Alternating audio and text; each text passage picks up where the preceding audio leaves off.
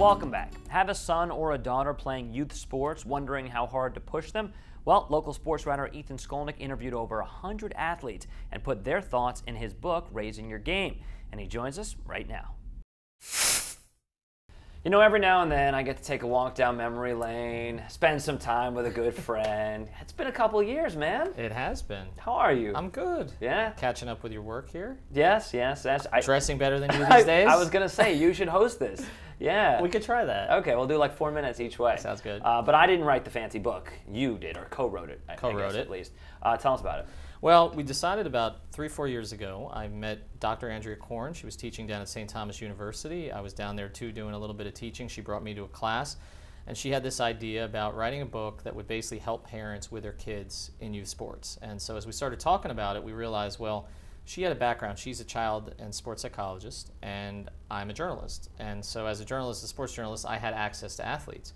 So the decision that we made was, well, why don't I speak to some of these athletes about their own experiences, get a feel for what they went through in youth sports, what they're doing with their own kids, bring the material back to Andrea, and then she would help sort of translate it for me in a way that I can understand why things worked and why things didn't work, and that's basically raising your game. So we're going to get to some of the athletes that you talked to, because you talked to over 100 of them, but I have a question about the parents. I always joke that the worst job I ever had in my whole life was Little League umpire, and it wasn't the coaches or the kids, it was the parents.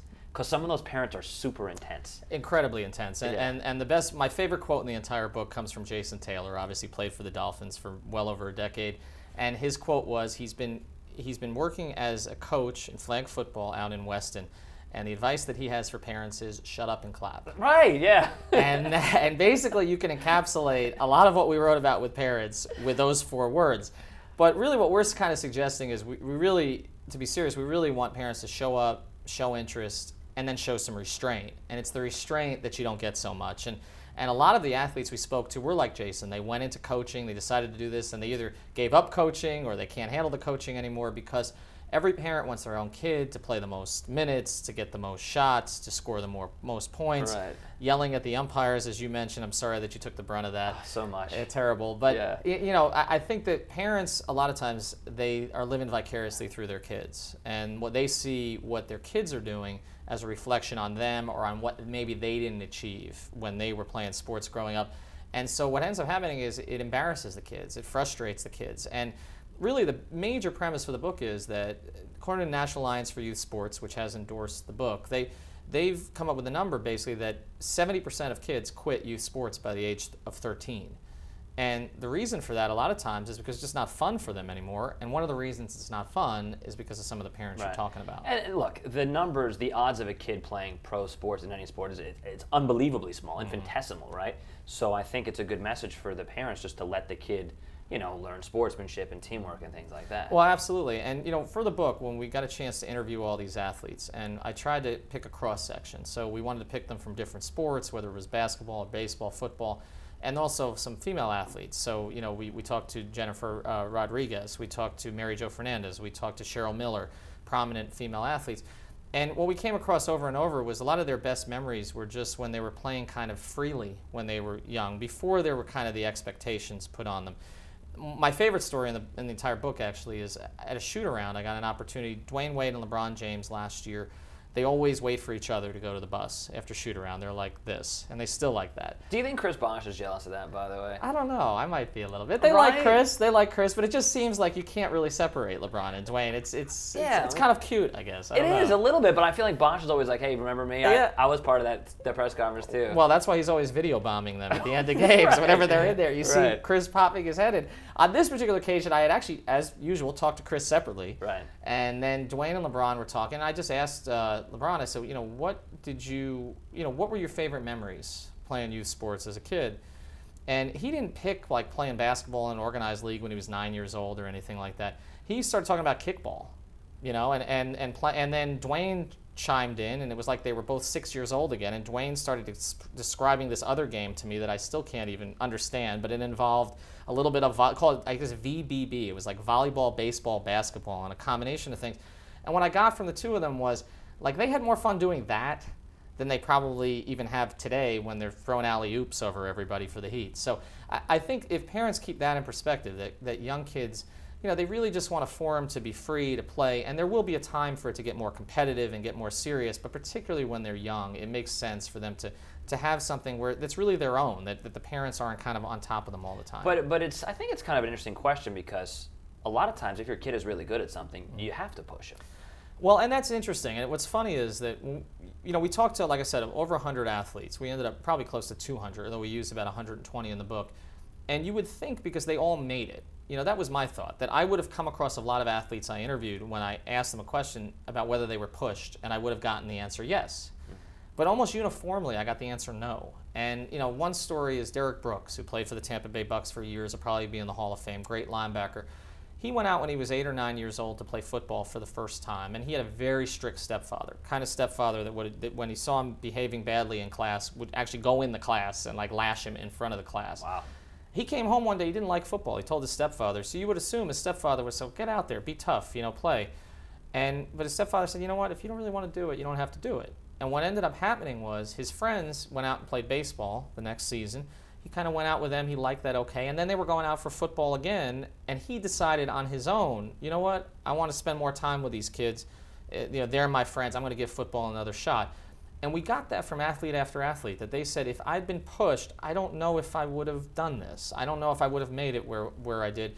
And as you mentioned, very few, like you said, it's infinitesimal that you're going to become a professional athlete. And we're not saying by reading this book your kid's going to be a professional athlete. We're just saying they might enjoy sports a little bit more, and they may get more out of it. It may lead to something, it may not, but with all the things that you get out of sports, perseverance, dedication, commitment, learning about fair play, sportsmanship, you really want your kids in sports if they can be in sports, but you don't want to push them to a sport, and I think that's a key difference. I read Andre Agassi's book. Did you ever read that one? Yes, I did. Right, so it's kind of what we're talking about. Here's one of the greatest tennis players of all time, but most of his career he hated the sport, and part of the reason why was because of how his dad pushed him into it. Absolutely, and one of the athletes, we talked to Raul Ibanez, who I know close to your heart because he was with the Yankees this past year and had a pretty good season for that, actually.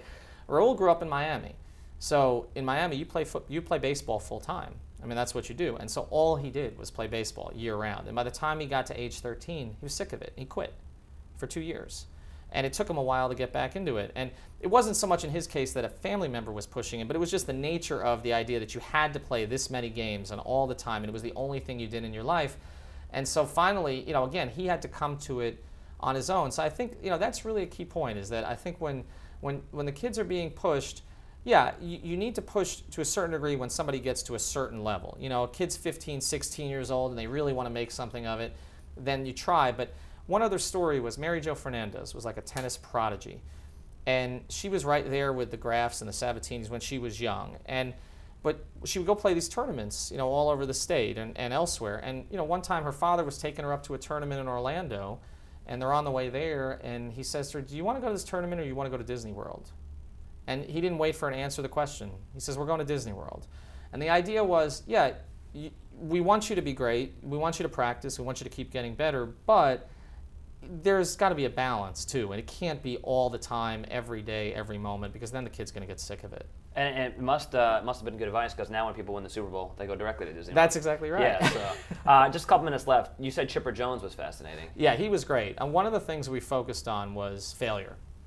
And it's funny how I interview athletes all the time, and they don't like to talk about a lot of things, but they love talking about their childhood failures because they remember them. They're right there for them, and they sort of makes them think about where they've gotten to from where they were. So he was telling me a story about when he was growing up playing baseball. His father was the third base coach, and he's got something like the bases loaded and 2 strikes, and he's at the plate, and it's a huge championship game, and he leaves the bat on his shoulders, strike 3. And he talked about how that could have been a pivotal moment for him because he was distraught, right? But his father's advice was, his father didn't come over and say it was okay that you struck out. Because we're not saying you're aiming to get bad results or you shouldn't practice, you shouldn't get better. But his father said, look, it's not okay that you struck out, you got to get better. But this isn't the end of the world. It happens to everybody. It's the nature of the game. Work on your game the next time, be better. And Chipper took that with him. And what's funny was his last at-bat of his major league career was against the St. Louis Cardinals in an extra playoff game that they played this past year. And he had 2 strikes, and I'm just thinking to myself, because the book was already ready to be published, and I'm thinking to myself, don't leave the bat on your shoulders, because then you didn't learn anything. Right.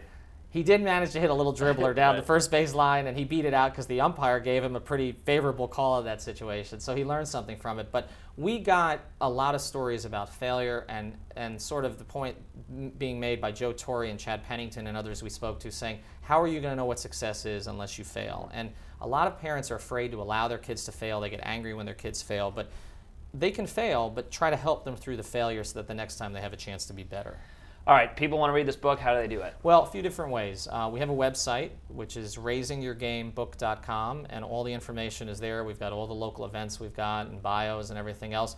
Or you could go to Amazon, BarnesandNoble.com. You can find it in those places also. And next time you come on, let's talk about clothes before you get here. Well, next time we come on, I'm hosting. Apparently. I feel like a slob. Good to see you, buddy. Not like the old days. No, right, it's the opposite. All right, take care, man. Thanks, Dave.